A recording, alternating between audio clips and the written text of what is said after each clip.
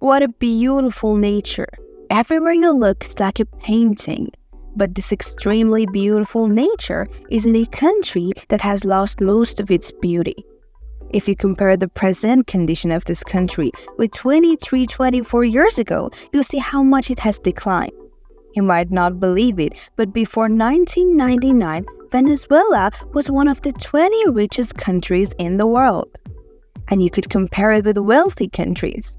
However, today, it is considered a poor country. You might be interested to know that Venezuela has the largest oil reserves in the world, and it's easily accessible oil like that of Persian Gulf, not like the difficult to extract oil and gas of USA and Canada. Venezuela's oil is readily available and located in a place where oil is more expensive. Brazil pays more for Venezuela oil than Saudi oil because it's closer. Saudi oil requires millions of dollars in shipping costs to reach South America. So, it's clear that Venezuela is a wealthy country. But why has it become poorer day by day since 1999? Venezuela has one of the highest inflation rates in the world history, so high that it's hard to even describe. This country has experienced inflation of 130,000%. This inflation has caused more than 85% of the Venezuela population to live below the poverty line. And more terrifyingly, more than 50% of the population is unemployed. If you look at the economy of Venezuela in 1950, it's mind-blowing because at that time, it was the richest country in the world.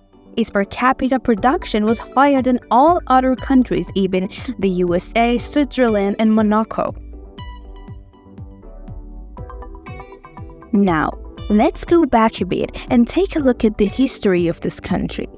We all know that the countries of South and even North America did not exist and were found after Christopher Columbus arrived in America, and later by colonialists from Spain, Portugal, Netherlands, and England. Of course, there were native empires in this era like Aztecs and Incas, but the Europeans treated them very badly. When the Spaniards arrived on the continent, they had just managed to drive Muslims out of Spain. So, they were very anti-religious, other than Christianity. When they reached America, they forced everyone to become Christian. That's why when you go to South and North America, the main religion of all countries is Christianity, thanks to the Spaniards. Now, what happened in Venezuela? We went off on a tangent, but it was necessary because the first place that the Spaniards liked and settled and established a government was Venezuela. Despite being a jungle and mountainous country, which made it very difficult to develop, the Spaniards liked it a lot. Not just for its beauty, but also for its strategic position. They said if we control this place, we can keep the whole continent under control. They started building in Venezuela, and soon it became the center of the Spanish Empire's power throughout the North and South America. 2 centuries passed, and the Venezuela has inhabitants of Spanish descent who called themselves Venezuelans. Just like Americans who freed themselves from British rule, these people wanted to be free from Spanish rule. The Venezuelans formed a government, declared independence, and called themselves the Republic of Venezuela. But the Spaniards, like the British who fought with Americans, started fighting with Venezuelans. They fought for 3 years. Venezuelans demand independence while Spaniards insist that it was the Spanish Empire's territory. The Spaniards, who were fighting Americans in America and dealing with problems in Europe, eventually left Venezuela, and the country finally became independent. This independence didn't change the life of people much, as a monarchy was formed, creating a highly stratified society where the majority were peasants and the minority lived in complete luxury. This situation continued for a century until 1925 when Dutch discovered oil in Venezuela. This feudal country suddenly transformed. Before oil, the main economy was coffee, and most people were peasants growing and harvesting coffee. But oil took over the economy and essentially shut down agriculture. During this time, the valuable oil in Venezuela attracted big customers like the USA and Canada, who became the #1 buyer of Venezuelan oil. South America was also a customer, but their consumption was limited. The second biggest customer were Europeans. This situation continued for 5 years, making Venezuela the richest country in Latin America, but highly dependent on oil exports and food imports. Oil led to abandonment of agriculture, and all the money was invested in oil industry, mostly controlled by American and British companies. The Venezuelans had no role in oil industry. Giant American and European companies like Dutch Shell, American Gulf Oil, and Standard Oil owned by John D. Rockefeller controlled Venezuela's oil. Venezuela was wealthy, with money flowing in, especially during World War II when oil became even more valuable, and Venezuela grew significantly. By the 1950s, Venezuela's per capita income was higher than West Germany's, and people enjoyed 100% prosperity.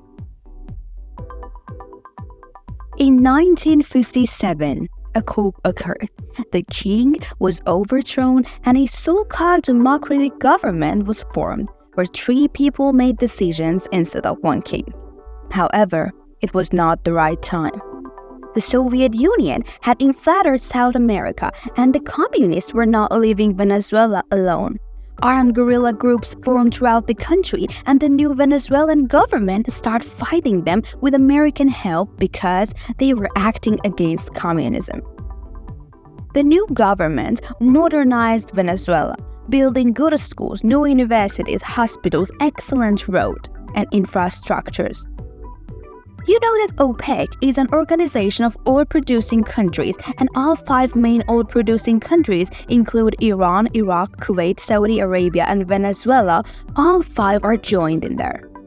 In the 1970s, after the Iraq war with Israel, Arab OPEC countries embargoed oil sales to the West, causing oil prices to rise. But Venezuela and Iran did not join the embargo and benefiting greatly as oil prices tripled, and they sold their oil freely, bringing in huge profits. In 1976, one of the Venezuela's presidents, Carlos Prez, nationalized oil. American and European countries that owned oil wells had to hand them over to the Venezuelan government. Oil prices kept rising until 1979 when the Iranian Revolution disrupted OPEC, causing oil prices to plummet to near $8 a barrel. This period crippled countries heavily dependent on oil, like Venezuela and, more importantly, the Soviet Union. It seems the plan was to cripple the Soviet Union as it exported millions of barrels each $50 to $60, easily running its economy. But in 1980s, the Soviet economy collapsed, leading to its eventual disintegration. Venezuela, heavily dependent on oil, saw its economy severely damaged, losing about 85% of its revenue. After this economic collapse, various armed uprisings occurred, but the government managed to control them, preventing a civil war. One of the armed groups fighting the government was led by a man named Hugo Chavez.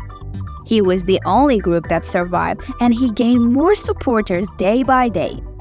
But he thought wisely, deciding to enter politics instead of fighting, leveraging his popularity to become the president of Venezuela.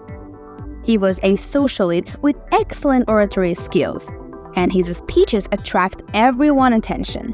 Soon, he became popular nationwide.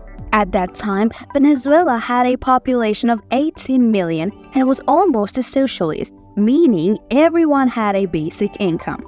According to the law, if oil prices went up, incomes went up. If they went down, incomes went down with it. People became so dependent on this money that they did nothing but eat and sleep. Whenever oil prices dropped and incomes fell, they protested, demanding more.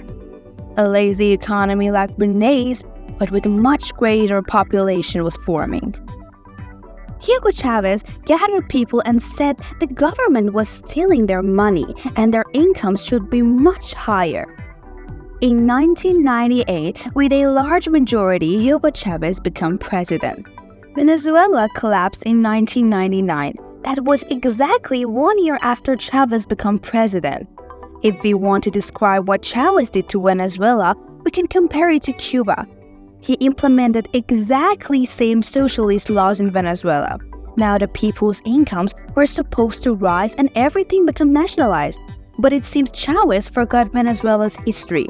Just 20 years before, oil prices had fallen before $10 a barrel, crippling Venezuela's economy. Chavez made the country even more dependent on oil. Very soon, one of the world's most unstable economies formed in Venezuela, where if oil was $20 in the morning, the economy was based on that $20. As oil prices fluctuated, Venezuela's economy did the same. This instability scared away all investors as they didn't know what would happen tomorrow. When the investors left, Venezuela's oil industry collapsed because most companies maintaining it left too. For example, a refinery would break down due to a missing part and they couldn't fix it. They had bad relations with all Western countries, and these industries were built by America and Europe, which now refused to sell parts and imposed sanctions. As a result, oil production decreased day by day and Venezuelans became poorer and poorer. For example, Brazil might request 1 million barrels of oil, but Venezuela could only produce 10,000 because everything was broken. Each year, Venezuela became poorer and its money became more worthless. The situation was so bad that if someone wanted to work, there was no work available, and if there was no money to pay. We mentioned earlier that inflation reached 130,000%, making Venezuelan currency worthless, not even worth burning. If you brought a truckload of Venezuelan money and asked for a piece of bread, they'd refuse. Perhaps you've seen videos of Venezuelan streets filled with garbage. This country is essentially dead. Even though Chavez is dead and buried, his party still governs and they're not willing to cede power. In Venezuela, there are armed groups with greater power than the police and army. They control oil region and everything else. Let's talk a little about the people. More than 30 million people live in Venezuela, and more than 6 million have fled to neighboring countries or Europe. If it wasn't for oil and they didn't have such a resource, all 30 million would have fled or starved to death. The situation is critical. In Iran, there are some people who eat food out of trash cans, but in Venezuela, it's more than 50% of the population. If you have no money, you can't get food. If you have no food, you'll die. The crime rate in Venezuela is the highest in the world. Just 20 years ago, it was the safest country. It's terrifying. People are desperate and ready to do anything. If you look at the future of Venezuela, it's not clear whether it will remain a country or not. Just like the Soviet Union, which broke up into smaller countries, there is a possibility Venezuela could break up into smaller states. It's possible that the US could invade to restore order as it has in the past, but it's unlikely. People's lives are extremely difficult and tough. Thanks for being with me till the end of the video. I hope you learned something from this discussion. Do not forget to like, subscribe, and also press the notification bell. See you all in the next video. Bye-bye!